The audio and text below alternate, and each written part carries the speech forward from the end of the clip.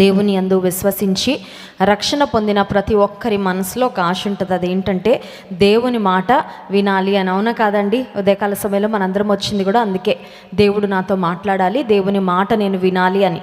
దేవుని మాట వినాలి అని ఎంత ఆసక్తిగా ఎదురు చూస్తామో, విన్న మాటలు హృదయంలో భద్రపరచుకోవడానికి, విన్న మాటలను, దేవుడు మనతో పలికిన మాటలను ధ్యానించడానికి, అంత మాత్రమే కాదు, దేవుడు మనతో పలికిన మాటలను మన జీవితంలో ప్రాక్టీస్లో పెట్టడానికి మనం అంతే పట్టుదల కలిగి ఉండాలి. బైబిల్ గ్రంథంలో ఒక ప్రవక్త జీవితంలో నుండి దేవుడు ఆయనతో ఏం మాట్లాడారు, ఆయన దేవుని మాటల కొరకు ఎలా ఎదురు చూశాడో ఒకసారి సంఖ్యాకాండము 22వ అధ్యాయము, సంఖ్యాకాండము 22వ అధ్యాయము 3వ వచనం నుండి కొన్ని వచనాలు మార్చి చదువుకుందాం. Numbers chapter 22, let us read from verse 3. సంఖ్యాకాండము 22వ అధ్యాయము 3వ వచనం నుండి. జనము విస్తారముగా ఉన్నందున మోయాబీలు వారిని చూచి మిక్కిలి భయపడిరి. మోయాబీలు ఇశ్రాయేలీయులకు జంకిరి.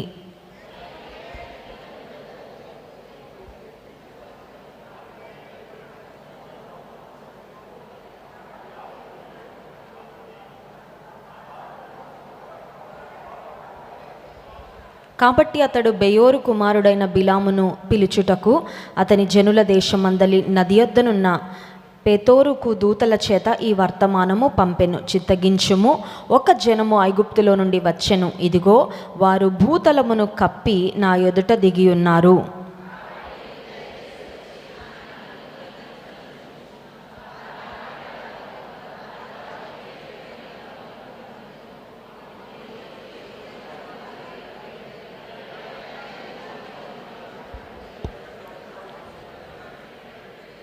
ఏడవ వచనం. కాబట్టి మోయాబు పెద్దలను, మిద్యాను పెద్దలను సోదె సొమ్మును చేత పట్టుకొని బిలాము నొద్దకు వచ్చి బాలాకు మాటలను అతనితో చెప్పగా. చాలండి, అంతవరకు చాలు. ఇక్కడ మనకు ఇద్దరు ప్రాముఖ్యమైన వ్యక్తులు కనబడుతున్న, 2 ఇంపార్టెంట్ క్యారెక్టర్స్, 2 కీ పర్సన్స్, ఇద్దరు ప్రాముఖ్యమైన వ్యక్తులు మనకు కనబడుతున్నారు. మొట్టమొదటి వ్యక్తి ఎవరంటే మోయాబీలకు రాజుగా ఉన్న బాలాకు అనే వ్యక్తి. అంత మాత్రమే కాదు, దేవుని ప్రజలను నడిపిస్తున్న ప్రవక్త అయిన బిలాము. వీరిద్దరూ మనకు కనబడుతున్నారు. ఇప్పుడు బాలాకు రాజు శత్రురాజు, మోయాబీలు మనకు తెలుసు ఇశ్రాయేలీలకు శత్రువులు. ఇప్పుడు మోయాబీల రాజైన బాలాకు ఆలోచన చేశాడు, ఇశ్రాయేలీలు చాలా విస్తారంగా ఉన్నారు, చాలా ఎక్కువ మందిగా ఉన్నారు, వారి మీద నేను జయం పొందాలంటే నేను ఏం చేయాలి అని ఆలోచన చేసి he decided to approach the man of God, దైవజనుడైన బిలామును సంప్రదించాలని ఒక ఆలోచన వచ్చింది. ఎందుకంటే బాలాకుకు తెలుసు, దైవజనుని పక్షంగా దేవుడు ఉంటాడు, దైవజనునితో దేవుని శక్తి ఉంటుంది, దైవజనుని దగ్గర నేను ఆయనను సంప్రదిస్తే నా సమస్యకు పరిష్కారం దొరుకుతుంది, నాకు ఒక సొల్యూషన్ దొరుకుతుంది అని మరి రైట్ ఇన్ఫర్మేషన్ బాలాకు రాజు దగ్గర ఉంది. కాబట్టి బాలాకు రాజు ఇప్పుడు ఏం చేశాడని ఆలోచన చేస్తే బిలాము వద్దకు వర్తమానము పంపెను. 5వ వచనంలో చూడండి. కాబట్టి అతడు బెయోరు కుమారుడైన బిలామును పిలుచుట అతని జనుల దేశమందలి నది యొద్ద ఉన్న పెతోరుకు దూతల చేత ఈ వర్తమానము పంపెను. A message to the man of God. దైవజనునికి వచ్చిన ఒక వర్తమానం అంటే ఈరోజు పరిభాషలో మనం చెప్పుకుంటే SMS, వాట్సాప్ మెసేజ్ కదా. ఉదయం లేవగానే అనుకుంటాము మోకాలు వేసి ప్రార్థన చేసుకోవాలి, ఒక అరగంట సేపు, ఒక గంట సేపు నేను దేవునితో సమయం గడపాలి. ఈ లోపల ఒక చిన్న శోధన వస్తుంది. అదేంటంటే వాట్సాప్లో ఏమైనా మెసేజ్లు వచ్చాయేమో చూద్దాము, టెక్స్ట్ మెసేజ్లు ఏమైనా వచ్చాయేమో చూద్దాము, ఒక్కసారి అక్కడికి వెళ్ళి వచ్చేద్దామని అక్కడికి వెళ్తాం. అక్కడికి వెళ్ళిన తర్వాత ఏమవుతుందంటే ఈ లోపల ఎవరో రింగ్ చేస్తారు. అది అన్నోన్ నంబర్, ఎవరో కూడా మనకి తెలియదు. అప్పుడు మనసులో నుంచి ఒక ఉబలాట, అదొక ఇంపార్టెంట్ కాల్ అయితే ఏంటి మిస్ అయిపోతావు, ఒకసారి మాట్లాడే పర్వాలేదు, సరే అక్కడికి వెళ్ళి ఆ కాల్ ఆన్సర్ చేసాక ఓకే అది మనకు అంత ముఖ్యమైన కాల్ కాదని తెలుస్తుంది. ఇంత లోపల వేళ్ళు ఎక్కడికి వెళ్తాయంటే మిస్డ్ కాల్స్ ఏమైనా వచ్చాయని అక్కడికి వెళ్ళిపోతాయి కదా. అవన్నీ చూసుకున్న తర్వాత ఇంత లోపల ప్రార్థనకు మనం కేటాయించిన సమయం అంతా అయిపోతుంది. ఈ లోపల క్లాక్ చూడగానే వంట చేయాలి, క్యారేజీలు పెట్టాలి, ఉద్యోగానికి వెళ్ళిపోవాలి, రెడీ అవ్వాలి. ఈ రష్ ఆఫ్ ద డే అంటే దినచర్యలో ఇంకా సమయం లేదు అని తారస్థాయికి వచ్చేసింది. ఇక పనులతో పరుగులు పెట్టాలనుకొని ఏం చేస్తామంటే దేవునితో గడపాలనుకున్న సమయం కాస్త వేస్ట్ చేసేస్తూ ఉంటాం. వర్తమానము, ఆ మెసేజ్. ఇక్కడ కూడా దైవజనుడైన బిలాముకు ఒక వర్తమానము వచ్చింది. వర్తమానము రావడము మంచిదే, కానీ ఎవరి దగ్గర నుండి వర్తమానాలు వస్తున్నాయో జాగ్రత్తగా చూసుకోవాలి. దేవుని నుండి వచ్చే వర్తమానాలు చాలా జాగ్రత్తగా, చాలా కేర్ఫుల్గా రిసీవ్ చేసుకోవాలి. కానీ శత్రువు నుండి వచ్చే వర్తమానాలతో మనం ఏం చేస్తామో చాలా చాలా ముఖ్యము. అర్థమవుతుందండి? దేవుని నుండి, దేవుని సేవకుల నుండి, దేవుని బిడ్డల నుండి వచ్చే మాటలు, వర్తమానాలు మనకి ఉపయోగకరంగా, మనకి ప్రోత్సాహకరంగా, మనకి దీవెనకరంగా ఉంటాయి. కానీ అపవాది పంపించే వర్తమానాలు కూడా కొన్ని ఉంటాయి. ఇప్పుడు వర్తమానం వచ్చింది కాబట్టి ఏ వర్తమానం నా దగ్గరకు వచ్చినా దాని గురించి నేను ఏదో ఒక యాక్షన్ తీసేసుకోవాలని ఉబలాట పడకూడదు. కొంతమంది ఏంటంటే మెసేజ్ రాగానే ఎవరి నుండి వచ్చిందో వాళ్ళు నన్ను సంప్రదించారు కదండి, నేను ఏదో ఒకటి చేసేయాలండి, నేను అంత ముఖ్యమైన వ్యక్తిని కాబట్టి నన్ను వారు వచ్చి సంప్రదించారు, నా సహాయం అడిగారు, నా సలహా అడిగారు, లేదంటే నేను ఏదో చెయ్యాలంట, లెట్ మీ డూ సంథింగ్ అని కొన్నిసార్లు ఎవరి నుండి వర్తమానం వచ్చిందో ఆలోచించకుండా we want to take action. కానీ ఇక్కడ మనం గమనించినట్లయితే శత్రురాజు, మోయాబీల రాజు అయిన బాలాకు బిలాము ప్రవక్తకు వర్తమానం పంపించగానే యాక్చువల్గా బిలాము ప్రవక్త అలర్ట్ అయిపోవాలి. ఏమనంటే శత్రువు నుండి వచ్చిన వర్తమానము, నేను అంత త్వరగా యాక్షన్ తీసుకోవడానికి వీలు లేదు. ఎందుకంటే శత్రువు ఎప్పుడైనా మన క్షేమాన్ని కోరతాడా? శత్రువు ఎప్పుడైనా మనకి మంచి చేయాలనుకుంటాడా? శత్రువు అంటేనే మన పతనాన్ని కోరుకునేవారు శత్రువులు, మనం క్రింద పడితే చూడాలనుకునేవారు శత్రువులు, మన నాశనాన్ని ఆకాంక్షించేవారు శత్రువులు. ఇప్పుడు బిలాము ఆ మెసేజ్ ఎప్పుడైతే కొంతమంది మెసెంజర్స్ ఒక వర్తమానముతో బిలాము ప్రవక్త దగ్గరకు వచ్చారో వెంటనే he should have cautioned himself. తాను కొంచెం జాగ్రత్తగా అలర్ట్గా అయిపోయి, శత్రువు నుంచి వచ్చిన వర్తమానమా, నేను అంత త్వరగా దాని విషయంలో ఏం యాక్షన్ తీసుకోకూడదు అని అనుకోవాల్సింది బదులు దైవజనుడు ప్రవక్త ఏం చేశాడంటే ఆ మెసేజ్ ఏంటో జాగ్రత్తగా విన్నాడు. ఆ మెసేజ్ ఏంటంటే 6వ వచనం చూడండి. కాబట్టి నీవు దయచేసి నా నిమిత్తము ఈ జనమును, దిస్ ఇస్ అ రిక్వెస్ట్. ఇది ఎట్లా ఉందంటే దయచేసి అనే మాట అంటే మామూలుగా ఇప్పుడు భాషలో చెప్పుకోవాలంటే ప్లీజ్. కొన్నిసార్లు మనకి ఎవరైనా వచ్చి ప్లీజ్ అనగానే ఏమనిపిస్తుంది? కరిగిపోతాం. మా పిల్లలు అదే వాడుతూ ఉంటారు, ఆ టెక్నిక్ వాడుతూ ఉంటారు. వద్దు అంటాను వెంటనే ప్లీజ్ అని ఫేస్లో ఒక ఎక్స్ప్రెషన్ పెడతారు. అది చూడగానే వద్దు అన్నదాన్ని నెక్స్ట్ మినిట్లో అంట, సరే పోతే పోన్లే తీసుకొని వెళ్ళిపో అంటాను. ప్లీజ్, దయచేసి అంటే కొంచెం మన హృదయాన్ని కరిగించేటట్లు ఒక ప్లీడింగ్ మేనర్లో ఏదైనా రిక్వెస్ట్ రాగానే మనుషులంగా మనలో ఉండే ఒక స్వభావం ఏంటంటే సర్లే ఏదో ఒకటి చేసేద్దాం, నన్ను ఇంతగా బతిమాలుతున్నారు కదా అని వి ఫీల్ ఆబ్లికేటెడ్. మనం ఏదో ఒకటి చేయాలని ఒక బలవంతము పొందినట్లు, పడినట్లు ఫీల్ అవుతూ ఉంటాం. దయచేసి అని శత్రువు నుండి వస్తున్న వర్తమానము ఏమని అడుగుతున్నాడంటే దయచేసి ఏం చేయాలయ్యా? దయచేసి ఏం చేయాలి? నీ ప్రజలు, నీ దేవుని నమ్ముకున్నవారు, జీవము కలిగిన దేవుని ఆరాధిస్తున్న వారిని నువ్వు నా నిమిత్తము శపించాలి. 6వ వచనం, వారు నాకంటే బలవంతులు, వారిని హతము చేయుటకు నేను బలముందునేమో, అప్పుడు నేను ఈ దేశములో నుండి వారిని తోలివేయుదును అంటూ, ఏలయనగా నీవు దీవించువాడు దీవింపబడుననియు, శపించువాడు శపింపబడుననియు. శత్రురాజుకు దైవజనుని యొక్క బలమేంటో తెలిసిందండి.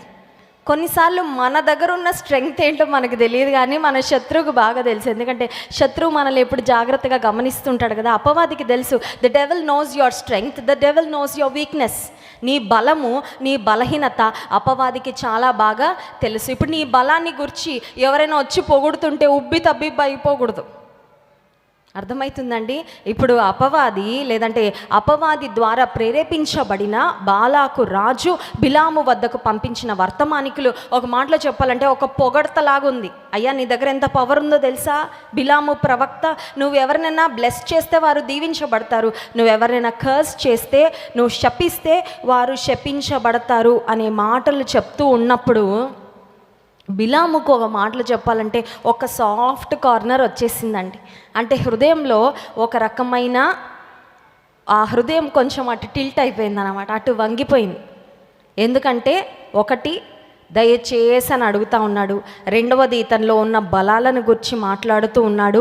మూడవదిగా మనం గమనించినట్లయితే 7th verse 7వ వచనం చూడండి. కాబట్టి మోయాబు పెద్దలను మిద్యాను పెద్దలను సోదె సొమ్మును చేత పట్టుకొని గిఫ్ట్స్ అంట. ఏం పట్టుకొచ్చారు? గిఫ్ట్లు పట్టుకొని వచ్చారంట. ఎవరైనా హృదయం కొన్నిసార్లు కరగాలంటే ఏం చేయాలా? మా ధన్య వాళ్ళ ఫ్రెండ్కి ఏదో గిఫ్ట్ తెచ్చిందేమో నేను అనుకున్నా. వాళ్ళ ఫ్రెండ్ ఒక మెసేజ్ పెట్టింది మా ధన్యకి, దయచేసి నువ్వు నాకు ఏ గిఫ్ట్ స్కూల్కి తీసుకురావద్దు అని పెట్టింది. అయితే I happen to see that message. నేను చూసాను ఆ మెసేజ్. నేను అన్నాను, నాన్న మీ ఫ్రెండ్ ఏ గిఫ్ట్ నిన్ను స్కూల్కి తేవద్దంటుంది, నువ్వేమన్నా గిఫ్ట్ తీసుకెళ్ళావా? అమెరికా నుంచి వచ్చావు కదా, అమ్మాయి బహుశా ఎక్స్పెక్ట్ చేస్తుందేమో, ఆశించి బహుశా అలా అంటుందేమో, మరి తీసుకెళ్ళావా ఏమన్నా గిఫ్ట్ అని అడిగా. మమ్మీ లేదు మమ్మీ, తీసుకురావద్దని నాకు ముందే చెప్పింది, మళ్ళీ మెసేజ్ కూడా పెట్టింది అనింది. నేను కొంచెం షాక్ అయ్యాను. ఎందుకంటే ఎవరైనా ఆశపడతారు కానీ వద్దు వద్దు వద్దని అంతలాగా చెప్తారా? నేను అన్నాను, ఎందుకు వద్దంటుంది నీ ఫ్రెండ్ అంటే తను చెప్పింది వాళ్ళ మమ్మీ తనకు ఒకటి నేర్పించిందంట. అదేంటంటే ఎవ్వరి వద్ద నుండి గిఫ్ట్స్ తీసుకోవద్దు. ఒకవేళ వారి దగ్గర నుండి గిఫ్ట్స్ తీసుకుంటే మనకి ఇష్టం లేని పనులు కూడా కొన్నిసార్లు వాళ్ళ కొరకు చేయాల్సి వస్తుంది. అందుకని డోంట్ యాక్సెప్ట్ ఎనీ గిఫ్ట్స్ అని చెప్పిందంట. I was really amazed at Dhanya's friends mother's wisdom. Dhanya యొక్క స్నేహితురాలి తల్లికి ఉన్న జ్ఞానాన్ని బట్టి నేను ఆశ్చర్యపోయా. నిజమే కదా, కొన్నిసార్లు గిఫ్ట్లు ఇస్తూ ఉంటే కొన్నిసార్లు తప్పుడు పనులు కూడా వాళ్ళ కోసం చేసి పెట్టాల్సి వస్తుంది. కొన్నిసార్లు వాళ్ళు తప్పు చేసినా మనం గట్టిగా ఏం అనలేము. ఎందుకంటే ఆ గిఫ్ట్ల ద్వారా కొద్దిగా మన హృదయం ఏమైపోతూ ఉంటుంది, మెత్తన చేయబడతా ఉంటుంది.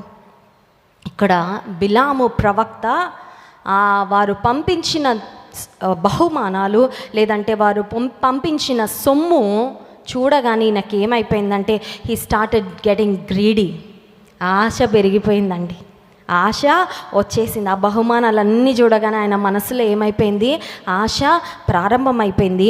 అపవాదికి తెలుసు దేవుని బిడ్డలకి ఏం ఆశ వేయాలో తెలుసు. అర్థమవుతుందా?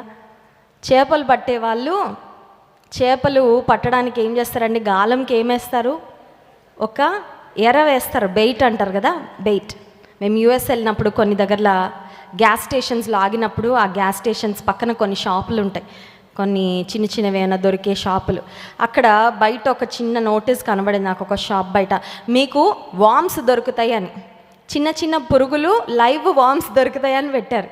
అది ఎవరి కోసం అంటే చేపలు పట్టే వాళ్ళ కోసం. వాళ్ళు ఒక కవర్లో మంచిగా లైవ్లో ఉన్న పురుగులన్నింటినీ వాళ్ళు పట్టి పెంచి ప్రాబబ్లీ దే ఆర్ సెల్లింగ్. ఎందుకంటే చేపలు పట్టే వాళ్ళకి ఆ పురుగులు బాగా ఉపయోగం. ఇప్పుడు ఆ గాలానికి ఎప్పుడైతే ఆ ఎర వేస్తారో ఆ ఎర కోసం అని చేప వస్తుంది, ఎర కోసం చేప వస్తుంది. చేపను ఎంత బాగా దొరికిందని ఈ జాలర్ అనుకుంటాడు, నాకెంత బాగా చిక్కావే నువ్వు చేప అని ఇతను పట్టుకుంటాడు కదా. అపవాదికి తెలుసు ఎవరికి ఏ ఎర, అందరూ అన్ని ఎర్రలకి పడరు కదా. Some strong people they don't fall for weak బెయిట్స్.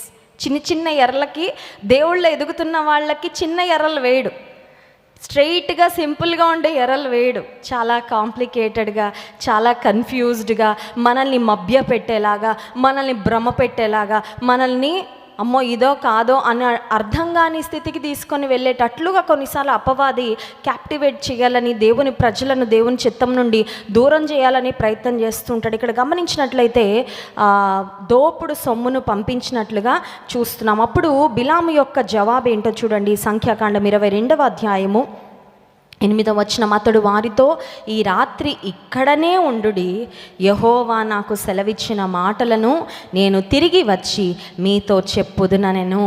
శత్రువులు వచ్చారు, ఏం చేయాలా? అర్జెంటుగా వెళ్ళిపోండి అనాలి. అవునా కదండి?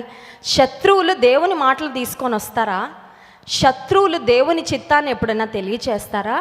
శత్రువుల ద్వారా బిలాముకు కానీ దేవుని ప్రజలకు కానీ క్షేమం జరుగుతుందా? There is absolutely no way. శత్రువులు వచ్చారంటే వాళ్ళని అర్జెంటుగా పంపించేయాలి, వారిని అర్జెంటుగా తోలివేయాలి. ఒక శత్రువుల ద్వారా, ఒక అన్యుల ద్వారా దేవుని చిత్తం ఎప్పుడు కూడా మనకి తెలియపరచబడదు. దేవుని వాక్యము ద్వారా దేవుని చిత్తం తెలియపరచబడుతుంది.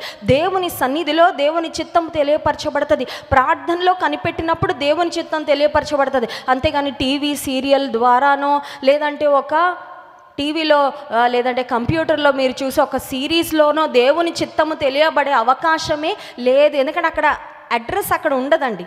దేవుని చిత్తము, దేవుని వాక్కులు లోక సంబంధమైన వాటి ద్వారా ఎప్పుడు కూడా రావు. అయితే ఇక్కడ మనం గమనించినట్లయితే బిలాములో ఒక దురాశ ప్రారంభమైన తర్వాత అంటున్నాడు, మీరు ఇక్కడే ఉండండి, ఎక్కడికి వెళ్ళొద్దు. అంటే ఇప్పుడు బిలాము మనసులోకి ఏమి ఆలోచన వచ్చిందంటే, వారు తీసుకొచ్చిన దోపుడు సొమ్ము, వారు తీసుకొచ్చిన బహుమానాలన్నీ పొందుకొని అప్పుడు వారు ఏమడిగితే అది చేసి పెడదాము అనే ఒక మనసు బిలాములో కనబడుతున్నట్లుగా మనం చూస్తాం. అందుకని అంటున్నాడు, దేవుని అడుగుతాను. దేవుని చిత్తానికి విరుద్ధమైన దేవుడు అడిగిన దేవుడు ఒప్పుకుంటారా? దేవా నేను దొంగతనానికి వెళ్ళనా అని ఒక దొంగ దేవుడిని అడిగితే ఒప్పుకుంటాడండి దేవుడు? దేవా నేను పలానా వారిని మోసం చేయాలనుకుంటున్నాను, చేయనా అని ఒకవేళ ఎవరైనా దేవుని దగ్గర అడిగితే దేవుడు ఒప్పుకుంటారా? నేను ఎగ్జామ్లో ఏమీ చదవలేదయ్యా, నేను కాపీ చేద్దాం అనుకుంటున్నాను, కాపీ కొట్టనా అని దేవుడిని అడిగితే ఏం చెప్తాడు?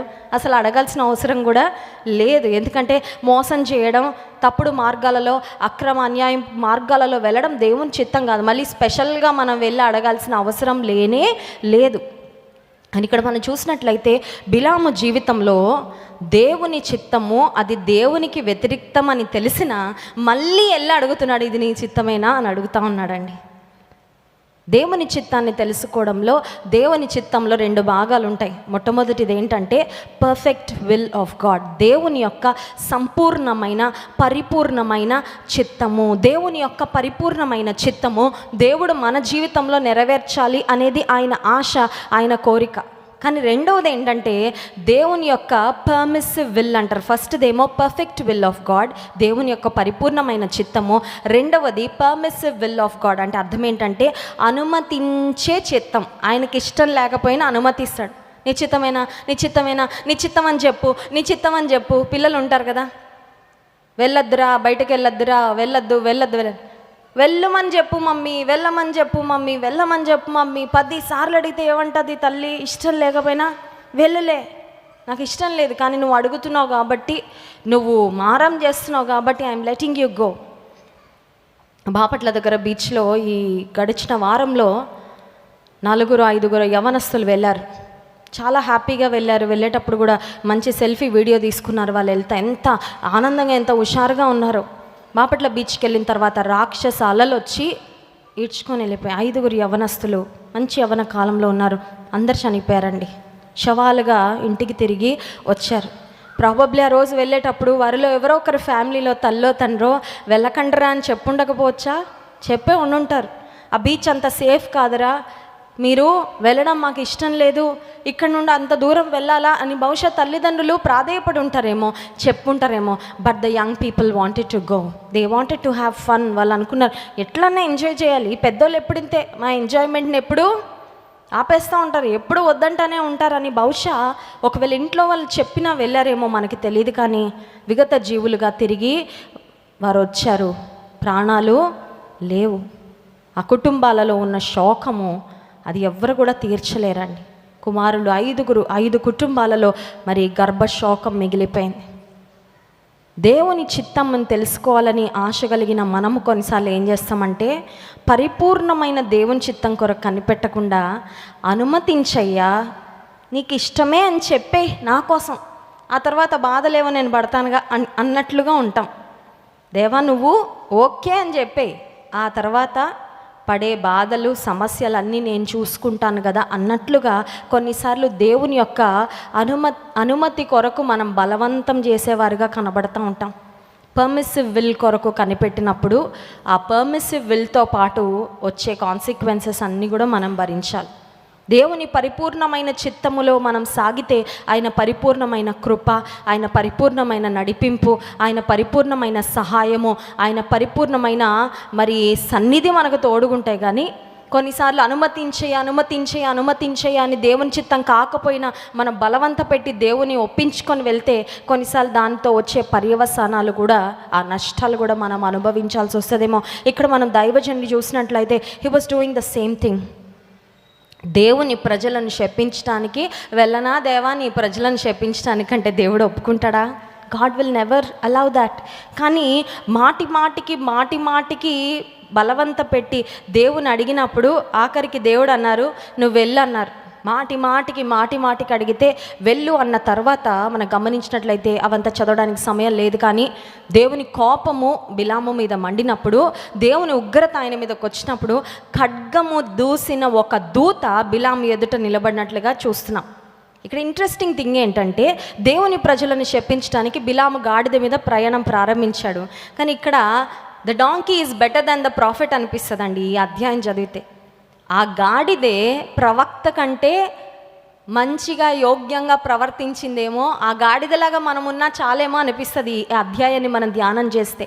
ఏంటి ఈ గాడిద ఏం చేసింది అని ఆలోచన చేస్తే, ఆ బిలామును సంహరించాలని దేవుని దూత ఖడ్గము దూసి నిలబడినప్పుడు ఆ గాడిద ముందుకు వెళ్ళట్లా, ఆ గాడిద ఆపుతా ఉంది. ఎందుకంటే ఆ గాడిదకు దాని యజమానుడు అంటే అంత నమ్మకత్వము ఉంది. I want to protect my master, నా యజమానుని నేను భద్రపరచాలి, నా యజమానుని మీదకి ఏ కీడు రావడానికి వీలు లేదు అనే పట్టుదల.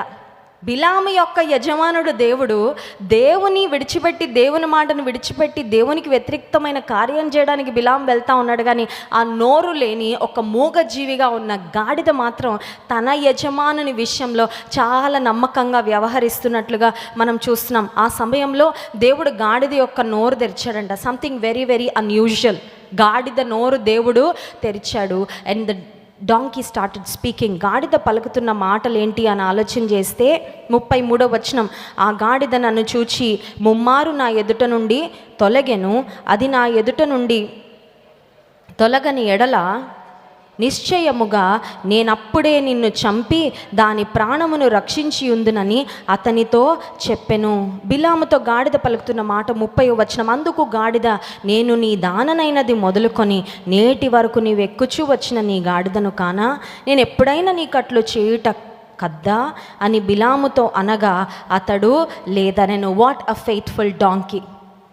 గాడిదలో ఉన్న నమ్మకత్వం. కుక్క చాలా నమ్మకమైన జీవి అని మనం చదువుతూ ఉంటాం, చూస్తూ ఉంటాం కూడా. Dogs are very faithful. కానీ ఇక్కడ ఒక నమ్మకస్తురాలుగా ఉన్న ఒక గాడిద కూడా మనకి కనబడతా ఉంది, తన యజమానుని కాపాడడానికి ఎంత నమ్మకత్వమో. అయితే దేవుడు గాడిదకు మాట ఇచ్చినప్పుడు గాడిద ఒక క్లారిటీ ఇచ్చింది బిలాముకు, నీ ప్రాణాన్ని కాపాడడానికి నేను ఈ పని చేశానంటే అప్పుడు దేవుని దూత బిలాముతో చెప్పిన మాట ఏంటంటే, ఈ గాడిదే కనుక అడ్డుపడకపోయింటే ఈ గాడిదను బ్రతకనిచ్చి నేను నిన్ను సంహరింప చేసేవాడిని అని చెప్పినప్పుడు అప్పుడు బిలాము తిరిగి దేవుని చిత్తానికి అప్పగించుకొని, దేవా నువ్వు నా నోట ఏం పెడితే నేను అదే మాట్లాడతా. చూడండి 38వ వచనం, సంఖ్యాకాండం 22:38, అందుకు బిలాము, ఇదిగో నీ యొద్దకు వచ్చి తిని అయిననేమి ఏదైనా నువ్వు చెప్పుటకు నాకు శక్తి కలదా, దేవుడు నా నోట పలికించి మాటయే పలికెదనని బాలాకుతో పాఠం నేర్చుకున్నాడు దైవజనుడు. దేవుని మాటను బలవంతంగా తీసుకొని నేను వచ్చాను, కానీ బుద్ధి అయితే వచ్చింది. I've learned my lesson, I've understood, I realised my mistake. నాలో ఉన్న పొరపాటు నేను తెలుసుకున్నాను, పాఠం నేర్చుకున్నా. దేవుడు నా నోట ఏం పెడతారో నేను అదే పలుకుతా. ఒక మాట చెప్పమంటారా? విశ్వాస జీవితంలో దేవుని మాట శ్రద్ధగా వినడం నేర్చుకుంటే, దేవుడు మన నోట పెట్టిన మాటలు మాత్రమే పలకటం నేర్చుకుంటే మనం దేవుని నోటి వలె మారుతామండి. ఒకసారి స్తోత్రం చెప్దామా? హల్లెలూయా. దేవుని నోటి వలె ఎవరు మారుతారంటే, దేవుని మాటలు శ్రద్ధగా విని హృదయాలలో పదిలపరుచుకొని దేవుని ఆజ్ఞానుసారంగా బ్రతుకుతూ బిలాము ఇప్పుడు ఎట్ ది ఎండ్ పాఠం నేర్చుకున్న తర్వాత, జ్ఞానోదయం అయిన తర్వాత ఏం మాట పలికాడు? దేవుడు నా నోట ఏ మాట ఉంచారో నేను అదే పలుకుతా. I will not speak whatever comes to my mind, I will not do whatever I feel like doing. నాకు చేయాలనిపించిందండి, చేసేసాను. జైల్లో ఉన్న వాళ్ళందరూ కూడా అదే కదా చెప్పేది. లాయర్ ముందు నిలబెడితే ఏమంటారండి? చంపాలనిపించిందండి, చంపేశానండి. అది కొట్టేయాలనిపించిందండి, కొట్టేశానండి. అంతే కదండి. So many times we are very impulsive. భావోద్వేగాల ద్వారా మనం డ్రైవ్ చేయబడతాం. చేయాలనిపించింది చేశాను, అనాలనిపించింది అనేసాను, పలకాలనిపించింది పలికేశాను. ఆ మాట అన్నాక రిలీఫ్ అయిపోతారు కొంతమంది, అవునే కదా? ఎదుటివారు ఏదో అన్నారు, ఆ మాటకి మాట ఇచ్చేస్తే అప్పుడు ఏమవుతుంది? రిలీఫ్. కొన్నిసార్లు టీవీ ఛానల్స్లో కూడా మాటకి మాట అని ఒక షార్ట్ వేస్తూ ఉంటారు కదా. ఈ పార్టీ ఒక మాట, ఆ పార్టీ ఇంకో మాట, డిషం అయిపోద్ది కదా. కరెక్ట్ రెండు ఎలా ఉంటాయంటే చాలా ధీటుగా పోటాపోటీగా మనం కూడా అలాగే ఉండి కాసుకోని ఉంటారు. నన్ను ఎవరేమంటారు అన్నారా, okay let me give back, నేను ఏదో ఒక మాటకి మాట అనేయాలి, అయిపోతుంది అప్పుడు. కానీ ఇక్కడ దైవజనుడు బిలాము బాలాకుతో ఒక మాట అంటున్నాడు, దేవుడు నా నోట పలికించు మాటయే పలికేదనని బాలాకుతో చెప్పిన ఒక చిన్న కంపారిజన్ నేను చెప్పి ముగిస్తాను. బిలాము ప్రవక్త, చాలా వయసు అనుభవం ఉన్న ప్రవక్త, దేవుని స్వరాన్ని వినిన ప్రవక్త, దేవుని కొరకు వాడబడుతూ వచ్చిన ప్రవక్త. కానీ ఒకానొక సందర్భం వచ్చేసరికి ఆ దోపుడు సొమ్ముకు, ఆ బహుమానాలకు ఆశించి దేవుని చిత్తం నుండి పక్కకు తొలగడానికి ఇష్టపడ్డాడు. కానీ మొదటి సమూయేలు గ్రంథం 3వ అధ్యాయము 1వ వచనంలో మనం చూసినట్లయితే మనకు ఒక చిన్న బాలుడు కనపడతాడు. He's very young and inexperienced, అంత వయసు కానీ అనుభవం కానీ లేదు. అయితే బాలుడైన సమూయేలు చూడండి, బాలుడైన సమూయేలు ఏలి ఎదుట యెహోవాకు పరిచర్య చేయుచుండెను. ఆ దినములలో యెహోవా వాక్కు ప్రత్యక్షమగుట అరుదు, ప్రత్యక్షము తరచుగా తటస్థించుట లేదు. ఇక్కడ బిలాముకు మాటి మాటికి దేవుడు మాట్లాడుతూనే వచ్చాడు అడిగిన ప్రతిసారి.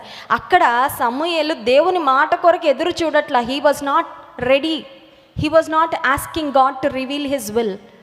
దేవా నువ్వు మాట్లాడని సమూయేలు ఏం అడగట్లేదండి. కానీ ఏం చేస్తున్నాడు సమూయేలు అంటే, he was very obedient, he was very faithful, he was very committed in doing what God wanted him to do.